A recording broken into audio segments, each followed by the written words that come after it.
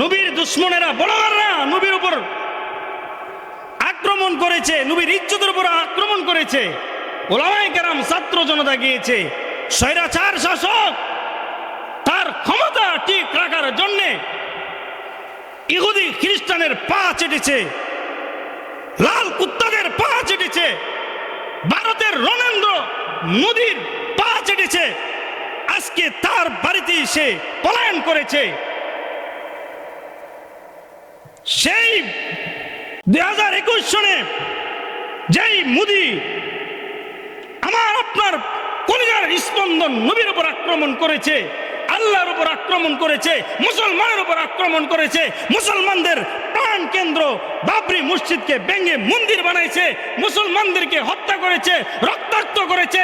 সেই মোদীকে দেশে আনার জন্য 50 বছরের স্বাধীনতা পূর্তি উপলক্ষে আনার জন্য উলামায়ে কেরাম, উলামায়ে হক্কানি, রব্বানি, তাওহীদি জনতা মাঠে ময়দানে নেমে চিৎকার করতে লাগলো, মোদীকে দেশে আনা যাবে না। সেই মোদীকে আনার জন্য বিরোধিতা করার কারণে হাটহাজারীতে একজন ছাত্রর বুকের মধ্যে বুলেটের আঘাত করে একজন ছাত্রকে শহীদ করেছে ব্রাহ্মণবাড়িয়া। আমরা আমাদের এই ব্রাহ্মণবাড়িয়াবাসীর ছাত্র জনতা উলামায়ে কেরাম মাঠে ময়দানে নেমেছি। সেই ছাত্রকে কেন হত্যা করা হয়েছে তার বিচারের দাবিতে মোদী যেন এই দেশের মাটিতে না আসতে পারে, সেজন্য 20-30 জন ছাত্রকে এই কুলাঙ্গার শাসক, এই আওয়ামী লীগ স্বৈরাচার আমাদের কলিজার মধ্যে আঘাত করেছে, ছাত্রদেরকে পাখির মতো গুলি করে মেরেছে। সেই মোদীর বিরোধিতা করার জন্য উলামায়ে কেরামের মাঠে আজকে আমরা কোথায়? আজকে আমরা তাওহীদি জনতা কোথায়? আজকে মুসলমান দাবি করি। আজকে যদি এই ক্ষুদ্র বিবারিয়া, এই নাটা ইউনিয়নের, এই ব্রাহ্মণবাড়িয়ার সকল উলামায়ে কেরামের সাথে সকল মুসল্লি যদি দাঁড়াইতো, ভারতে চিৎকার করতে করতে তারা পলায়ন করত। আজকে আমাদের রক্ত গরম হয় কোন সময়? ইসলামের জন্যই গরম হয় না?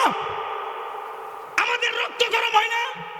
কোরআনের জন্য, মুসলমানের জন্য, আল্লাহর জন্য, রাসূলের জন্য রক্ত গরম হয় না? আজকে রক্ত গরম হয় মায়ে মায়ে মারামারি, খেলাধুলা নিয়ে মারামারি। মুসলমান রাসূল তার সাহাবাদেরকে শিখাইয়া গেছেন দ্বীনের জন্য, ইসলামের জন্য কিভাবে মধ্যে মুজাহিদের মধ্যে চলতে হবে। 313 জন সাহাবী অস্ত্র শস্ত্র ছাড়া, কোন প্রস্তুতি ছাড়া 313 সাহাবী মক্কার কাফের বড় বড় লিডারদেরকে প্রতিহত করেছে, তাদেরকে জাহান্নামে পাঠাইয়া দিয়েছে। সারা বিশ্বে ইসলামের প্রচার প্রসার করে দিয়েছেন মাত্র 300 সাহাবী। আজকে 200 কোটির উপরে মুসলমান। সিরিয়াতে এক স্বৈরাশাসকের পতন হয়েছে, এই দেশেরও স্বৈরাশাসকের পতন হয়েছে। সেই সিরিয়াতে একটা নিউজ পাইলাম, 11,700 মহিলাকে, মুসলিম মহিলাকে বন্দী করে দর্শন করেছে। নাউজুবিল্লাহ বলেন, বন্দী অবস্থায় রেখেছে। প্রায় 1,34,000 মানুষকে তারা জেলে আবদ্ধ করে রাখছে, আয়নাঘর বানাইছে।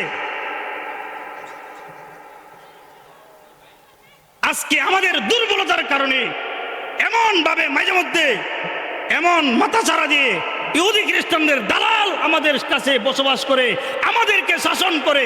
আমাদের ইমানের দুর্বলতা, আমাদের আমলের দুর্বলতা, ইমানি চেতনা না থাকার কারণে, নবীর মহব্বত না থাকার কারণে, এই কোরআনের মহব্বত না থাকার কারণে, আল্লাহর মহব্বত না থাকার কারণে। ঠিক কিনা বলেন?